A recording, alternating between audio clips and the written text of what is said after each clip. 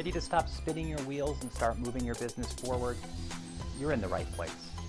On each episode of Accelerate to Achieve, we'll discuss a crucial step in the journey, offering tips and advice that you can apply immediately within your own company. From financial management to customer success to digital transformation, we'll cover it all while providing leadership lessons from top industry insiders. In just 15 minutes, you'll be inspired to build momentum through action and achieve incredible results. Welcome to Accelerate to Achieve, the podcast that moves you from question to answer and idea to execution.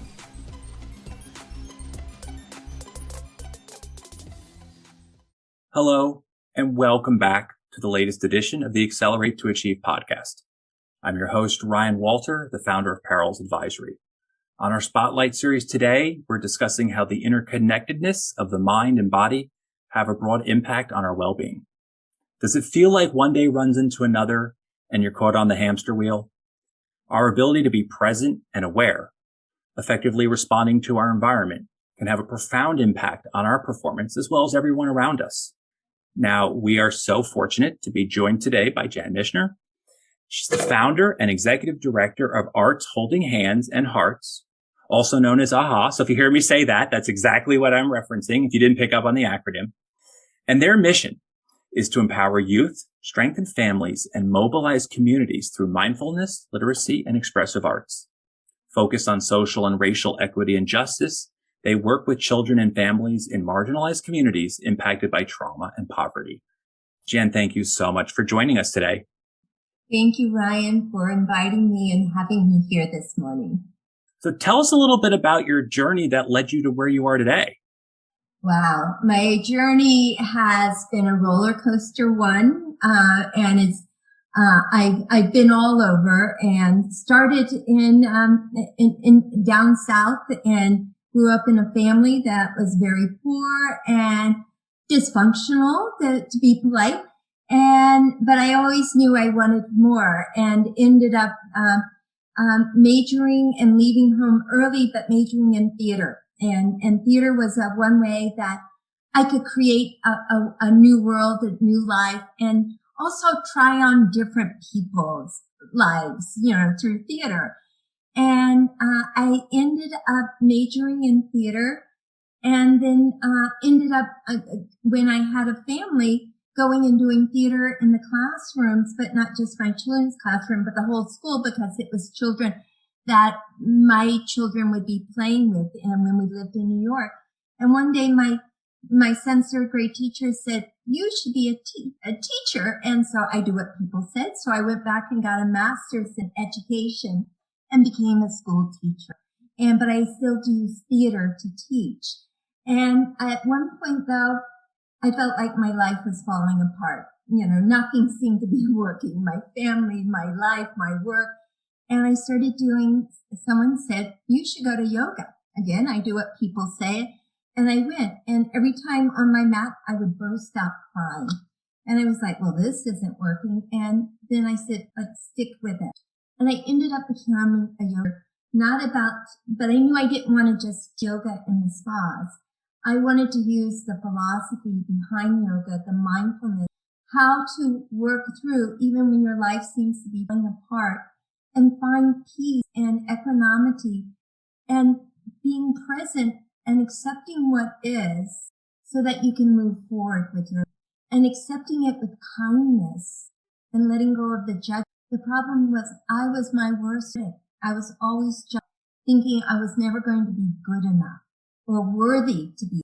And it was finding that, to get off that, to stop, and how to find joy in the small moments and to be present and to enter life with like that child's innocence of seeing each thing new and fresh and stop reacting and start responding with a little bit more love and kindness for myself, which then I could give to others.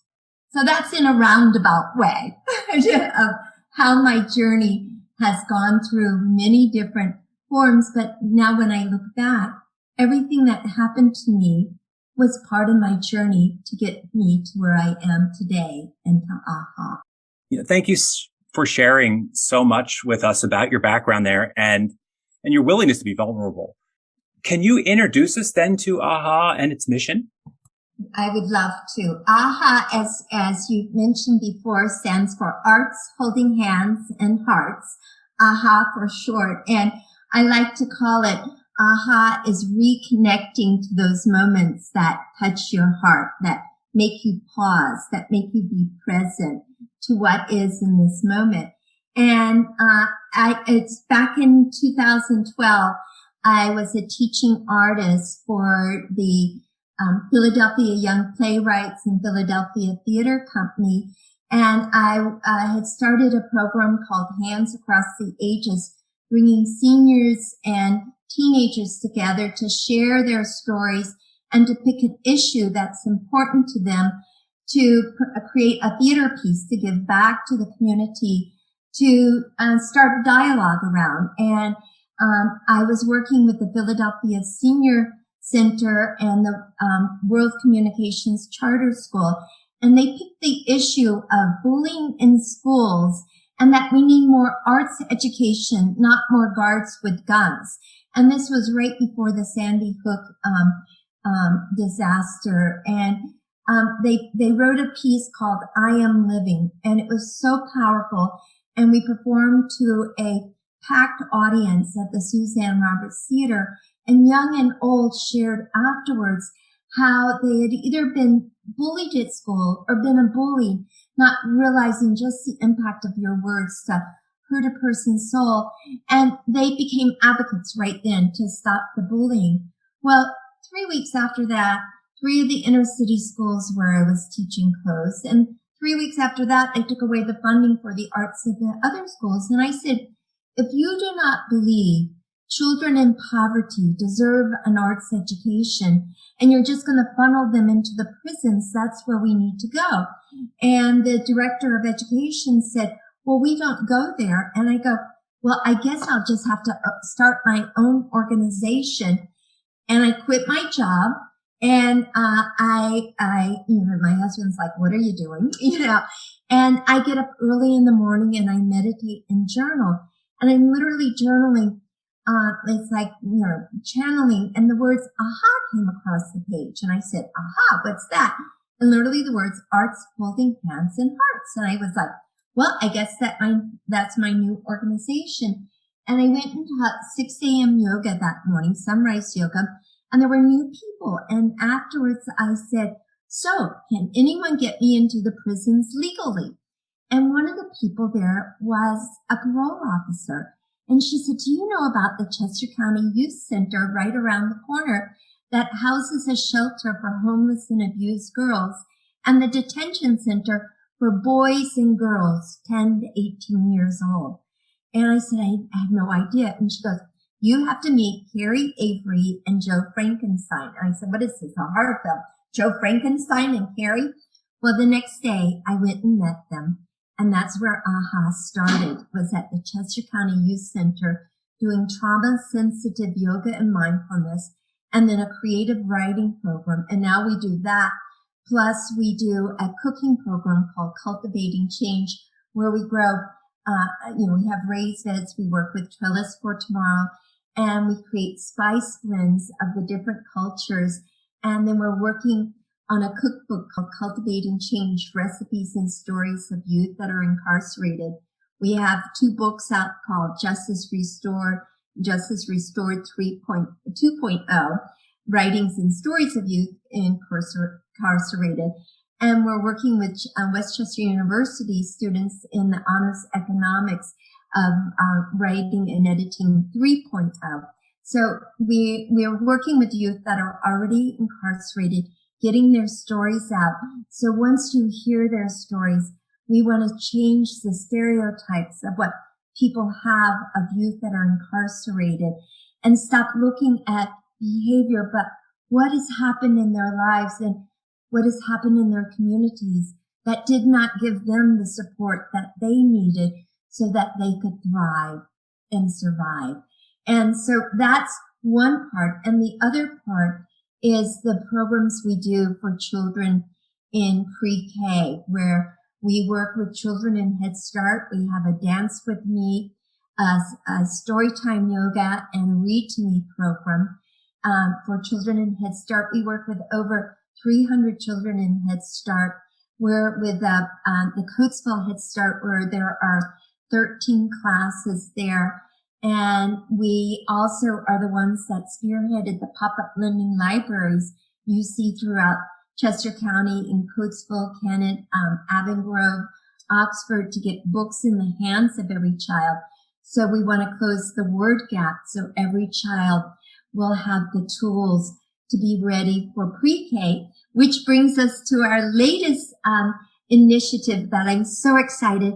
We just partnered with Looker Books and Dolly Parton Imagination Library, and we've started the Greater Coatesville Imagination Library, where every child from birth to age 5 can be enrolled to receive a brand new, high quality, age appropriate book every single month in the mail.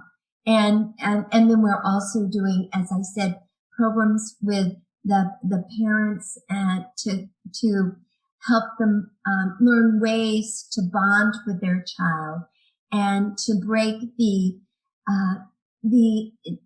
pattern that is maybe allowed for the patterns that our beliefs in our past create that maybe keep us stuck, and how to go beyond that and accept who we are and our full potential to live a life of joy, peace, connection, and compassion. In talking about the patterns, and then even you mentioned, as you said, you went into the One Center, you're coming across folks from very diverse backgrounds, experiences, and, whether it's customers or cultures, trying to see the connections that bind us can be hard. How do you approach that? The meditation I do, it's called the metta meditation. And metta stands for loving, but it's in not the romantic love, but it's of a loving kindness. And it's about, first is bringing it to ourselves and understanding how we are all connected through our suffering and our pain, and which is suffering is just seeing the present moment and wanting it to be other than what it is, and how to accept that. But accepting is who we are right now. And then looking with those loving eyes, kind eyes, knowing that everyone, we're connected through our suffering and our pain, but also connected through our wanting to have peace and find happiness and joy. And by, starting with ourselves, because if we don't start with ourselves, we won't have it to give to others. And that is one of the things that, the pandemic, helped, 2019, March 13, 2019 is we were having the best year ever. We were, Dr. Ellie Brown from Westchester University had got an NEA grant. She was doing a cortisol study measuring the impact of AHA's arts and mindfulness programs with pre-K children to mitigate stress of children impacted by trauma. We had just gotten a grant for our Cultivating Change program with youth that are at the Chester County Youth Center. We had more programs, and we were impacting more lives. I had incredible teachers working with us, and then everything came to a stop because all of the places where we brought our programs, they shut down, and we couldn't go into them because of the way the pandemic played out. And it was like, so what are we going to do now? And what I saw is that one is the Head Start teachers were under so much stress, because also where they went from, it was a full day program, to where they only had 30 minutes a day to try to reach the kids. And if they were before, they had 17 children show up Now, if they had 2 children show up, that was good, but they were crying at the end of the day. The same with the staff at CCYC. It was impacting. It's because they were caring people and they couldn't do what they were there. So they were reaching burnout. And I realized we need to take what we were doing with the children and bring it to the caretaker and create self-care workshops and how to build resilience for yourself so that you can be present for those that you serve, but also for your family. And so we created and developed, I called it, one is, self-care, mental wellness, and resilient workshops for the workplace, but also going from compassion fatigue to compassion satisfaction. To the third workshop is refuel, replenish, and reframe. And that's, in fact, I'm doing that workshop this afternoon for the staff at the Crime Victim Center. And it's working with now the people working with children and families impacted. But again, it starts with ourselves. And I like to call it, it's about using that metaphor of my cup runneth over. What are you putting in your cup? If it's just worry and fear and exhaustion, that's what you're going to give back to those around you. And how to fill up your cup with compassion for yourself, with love for yourself, with acceptance for yourself, and understanding that you deserve to find joy, to be happy, and to be present for yourself, and then how to give that out. And it's about looking at self-care as a radical act of love for yourself, which then spreads out to your family, to your community, and then how can we then cultivate that mutual aid community of care where we're all taking care of each other, ourselves, and creating a more compassionate and kind community to live. I'd love to touch back on something you alluded to early on in your response there. And that was about, kind of you hit March and wow, like everything changes. And I think for a lot of folks, it's difficult when we need to move forward, but we don't have the answers to all the questions. And often I run into clients who, because they don't have the answers, sort of are frozen, may not be going.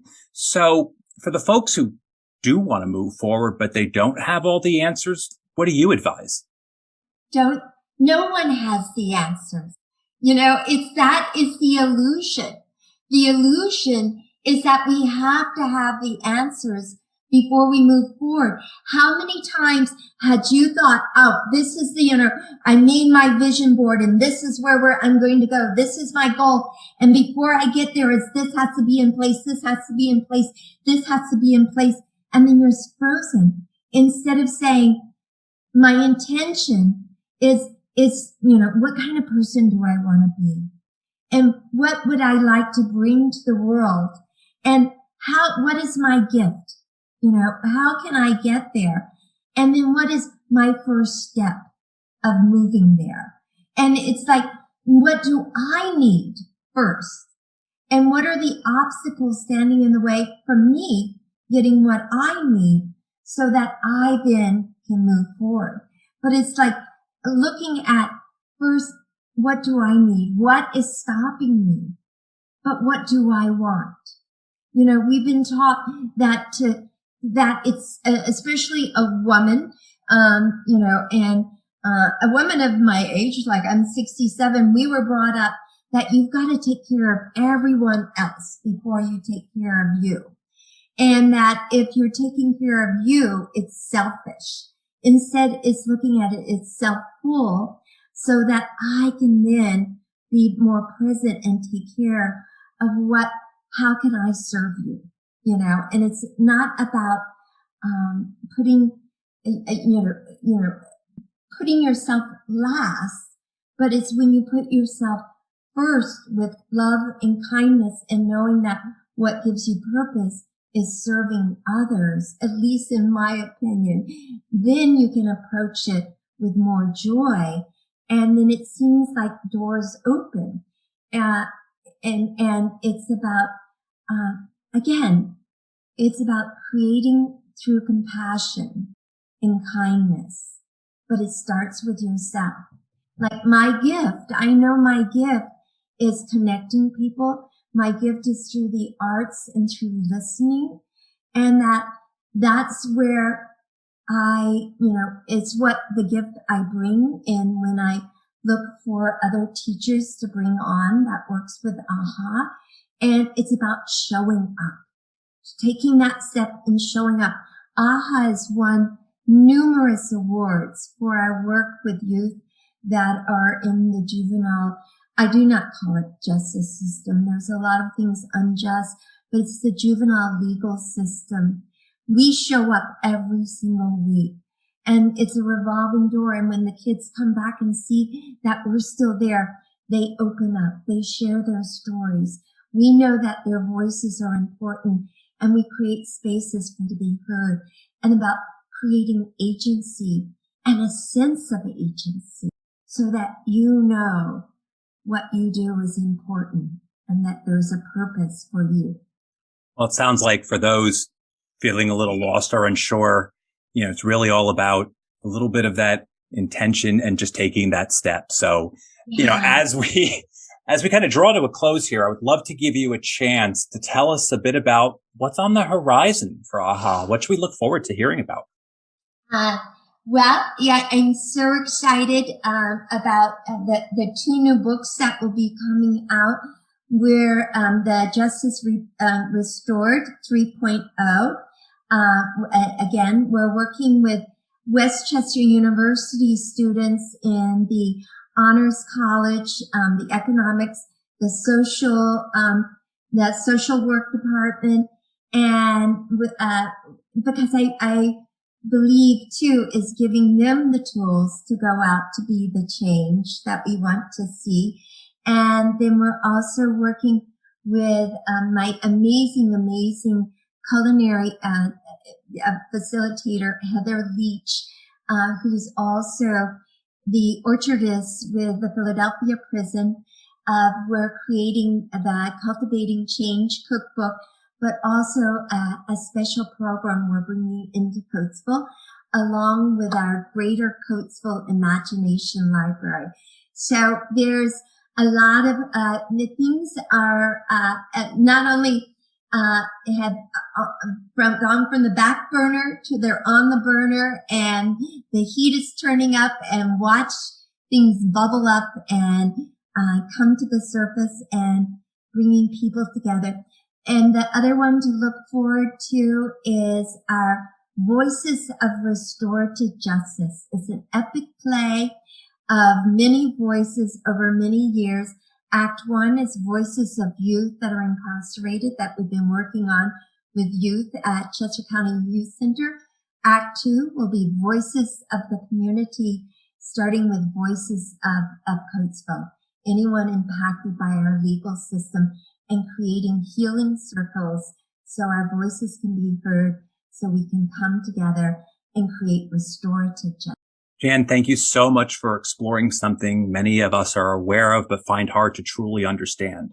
Before we go, is there anything you'd like to tell the audience for those interested in learning more? Look up, we have our website is www.aha, and that's AHHAH.org. And we have workshops for that. Both other nonprofits, we bring in our workshops to corporations that would like to have a more compassionate workspace where all your team feels heard and supported and works together for the good of your workforce and the community you serve. And just breathe. Just stop, pause, take a breath. Feel yourself connected, and just put your hand on your heart and find one thing you're grateful for in this moment, and go from there with a heart of gratitude and joy. So thank you, and thank you so much, Ryan, for letting me share. Now, we will also be including everything Janice mentioned in the show notes. So if you didn't catch it all, you can check there for it. And we hope you've enjoyed this latest edition on our Spotlight series. Thank you for listening today. I look forward to joining you on the next episode. Until then, I'm Ryan Walter, and remember that solving your biggest business problems begins when you decide to accelerate your approach and achieve more. At Parrels Advisory, our focus is your business's future. Having the right insight, experience, and perspective makes all the difference when tackling far-reaching issues within your company. We are here to simplify the steps, unlock your potential, and move you forward, making your vision a reality. We've helped startups achieve massive growth, mid-sized businesses navigate digital transformation, and enterprises embrace innovation. Wondering how to jumpstart your business and move it forward? Contact us to discuss your audacious goals during a complimentary consultation. Thank you for listening to this episode of Accelerate to Achieve. If you're enjoying the podcast, please subscribe and leave a review wherever you listen. Got a question, feedback on the program, or interested in being a guest? Simply go to parrels.co/A2A-podcast and send us a message. To learn more about our work or to book a consultation, visit us at parrels.co/contact. Until next time, remember that solving your biggest business problems begin when you decide to accelerate your approach and achieve more.